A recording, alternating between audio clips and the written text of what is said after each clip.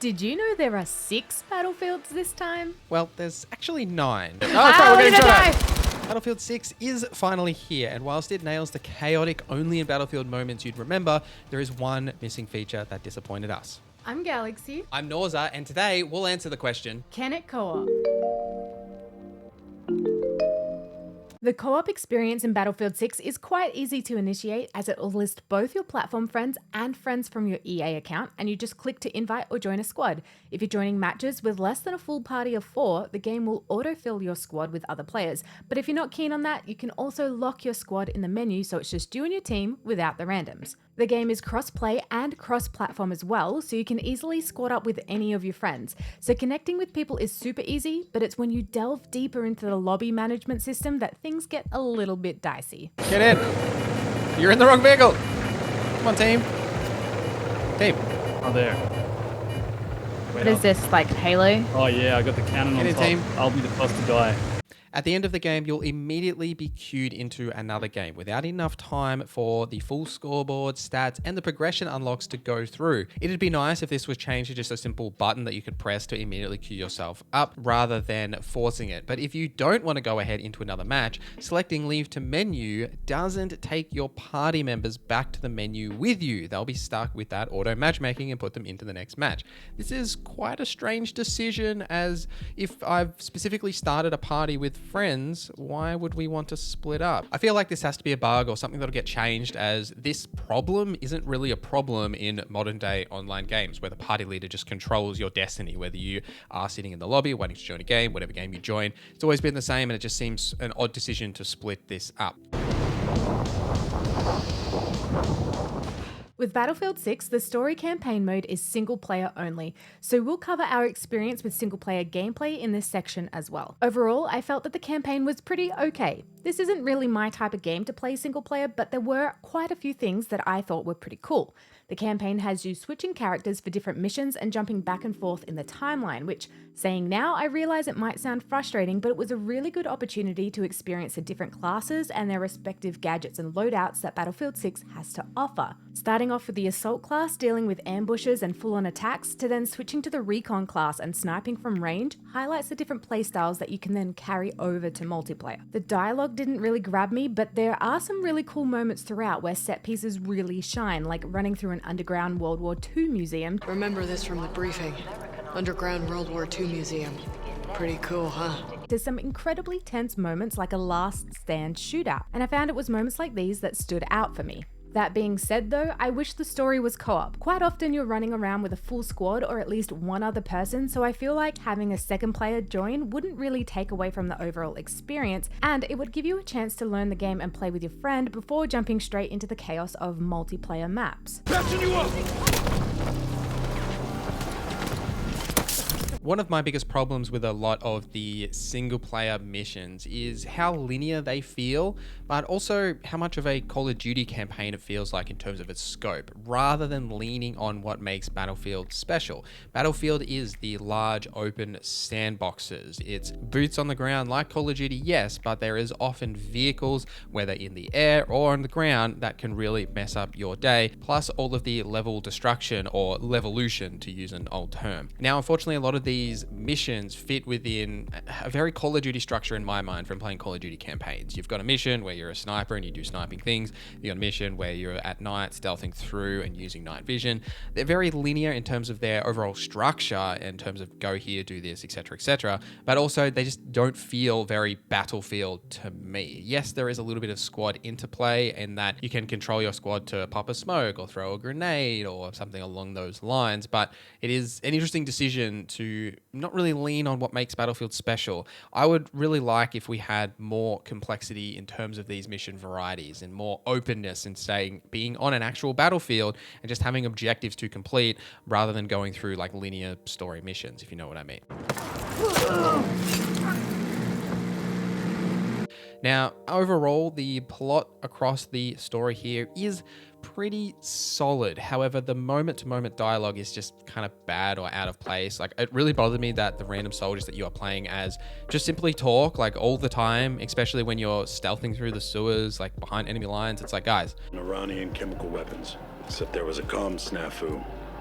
We got cornered by an IRG battalion and shit went down like you wouldn't believe. What are we doing? Aren't we like secret commandos that are, should be silent, right? Like, why are we making so much noise? But also, they just seem to know everything that's happening in this overall conflict and just spit exposition at you in the middle of missions. It's highly unrealistic. It's highly out of place when these moments happen. It's also kind of annoying because you would just rather they be quiet because the voice acting here isn't of an exceptional level that you want to listen to your squad mates talk throughout the entire experience. But while we didn't vibe with the single player, there is plenty to like in the multiplayer.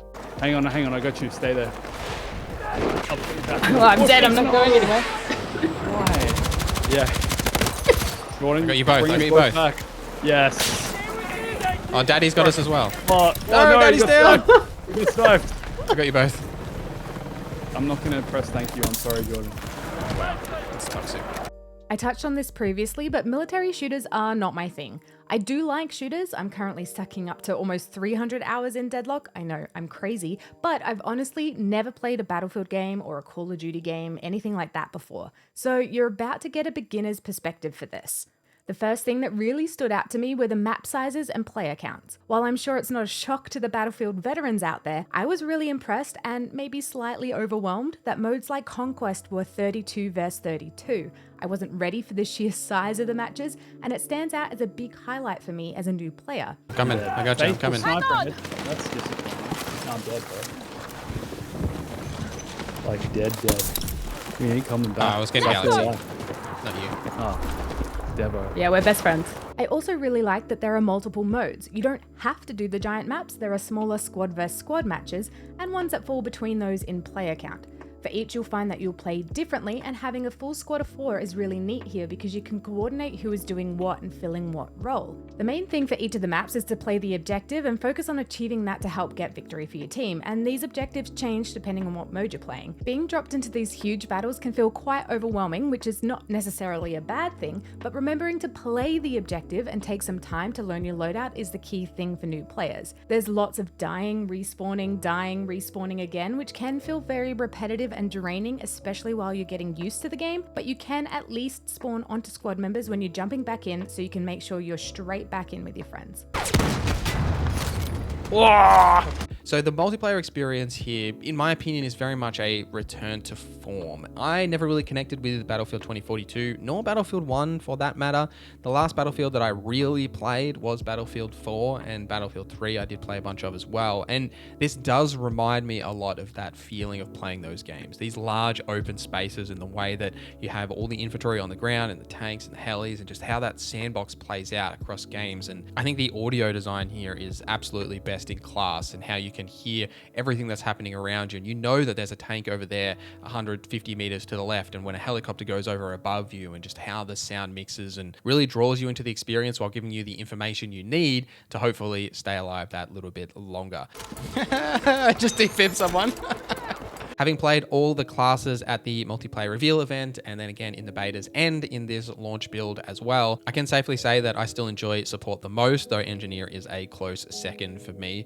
But ultimately, the class identity is definitely back here compared to Battlefield 2042, with a clear sense of progression for all the classes, as well as you will unlock skins and the various gadgets and upgrades for all the different classes by playing them. But there is also the weapon unlocks that you'll get just by ranking yourself up as you play the game. In my opinion as well, not having locked weapons is completely fine. The specific weapon that is for your class will get a certain bonus, like it might increase its aim down sight speed or something like that if you use it with the right class. But ultimately, the freedom here is what I personally quite enjoy, because sometimes it's nice, say if you're on a much smaller map, you might want to have a support use an SMG. But while the locked weapon mode variants are there, if that is your thing, personally I didn't find it to be too much of an issue. But squad identity and the class identity is what really makes Battlefield excel in a co-op format and playing with your friends, compared to say other shooters where everyone's just kind of shooting for the sake of shooting. Because Battlefield is often more objective focused with these different classes that have their own roles and play style. Does anyone have ammo by any chance? Yep, come to me. There you go. Thank you. Oh, Welcome. Bro, you got everything. You don't have to be a god tier gamer to enjoy Battlefield. Like if you want to run around and just revive people, maybe you want to be in a tank, or maybe you want to destroy other tanks as an engineer. Laser again. Oh I my killed the God. tank, but I killed myself. I did How is it. this possible? Did you see me? Well done. You've got plenty of flexibility in terms of the class play style that you vibe with and that you connect with. That's really when Battlefield is at its best, when everyone has picked their class and they're playing their role and playing together and playing the objective. There's one underneath us. Yeah, oh, look at that move, Jordan. It's a full action hero move. That's right, I am an action hero. About to go down first. I got you, I'm coming. I'm coming. No! Did you skip that? No. Were you holding I E? would hold it. Yes. I was holding the E button. Sounds like you were holding the chicken button. I'm doing both. So I guess it's time for the magic question. Can Battlefield 6 co-op?